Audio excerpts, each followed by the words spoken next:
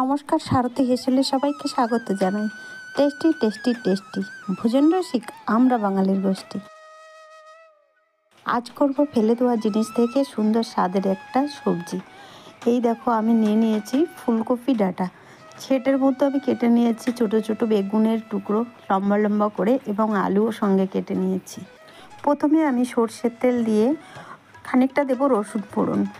এবার ওটাকে ছেড়ে দেব।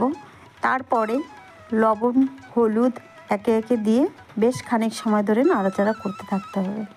এমন ফেলে দেওয়া জিনিস থেকে সুন্দর সবজি তৈরি করার জন্য আমার তো খুবই ভালো লাগে, আর খেতেও ভালো লাগে। তোমরাও তৈরি করে খেয়ে দেখো, খুবই ভালো লাগবে। এবার খানিকটা জল দিয়ে আমি ঢাকা বসিয়ে দেব।